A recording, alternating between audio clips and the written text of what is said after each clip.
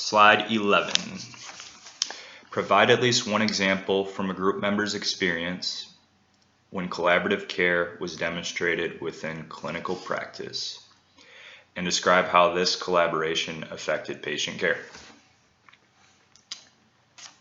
Yes, so I think I have a really good story or experience that covers how collaborative care works, and it may be contrary to how you may think. Anyway, I'll get into it. At the time, I was working as an EMT in Kalamazoo, Michigan, and I had a paramedic partner. We had to respond to a call for a person injured. Didn't know much. Responded, got on scene. It turned out to be a teenage female. She had gotten into an accident while riding her bicycle, her pedal bike, and pretty shook up. I think she flipped over the handlebars.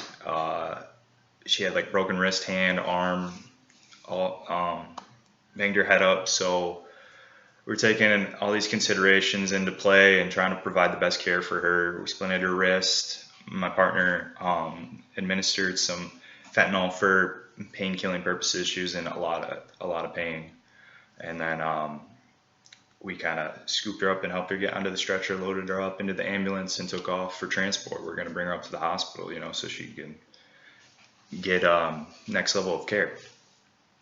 And she had a very dramatic and adverse reaction to the fentanyl that was administered. This ended up leading to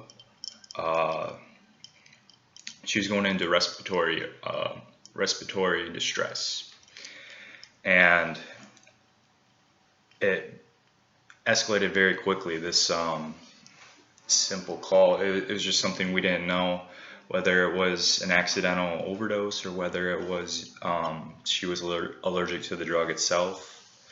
I still never found out, but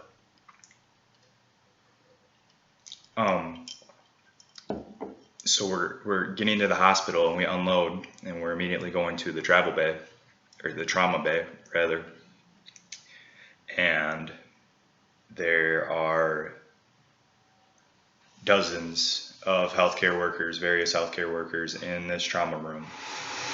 You have doctors, surgeons, nurses, various different techs, medical scribes.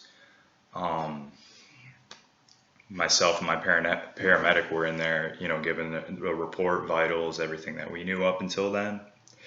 And this is really where we really saw collaborative care come into play, just us giving our report and what our findings were.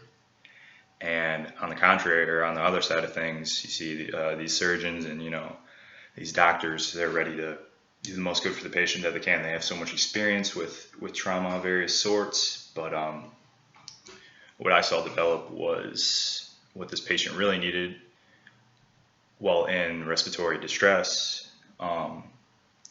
She needed the aid of a respiratory therapist, someone that was even younger than me, maybe like a year or two out of school at the time. And it was just kind of crazy to see, because to provide the best patient care in that circumstance, everyone had to work collaboratively, right? But in that circumstance, that was, your veteran surgeons, nurses, and doctors stepping away, stepping back, aside, out of the way, so that this new respiratory therapist could do the most good for the patient in the moment. And I think that is really what collaborative care is about. They recognized it. We recognized that what she really needed was the knowledge and skills of a respiratory therapist at work, and to come into play for her. So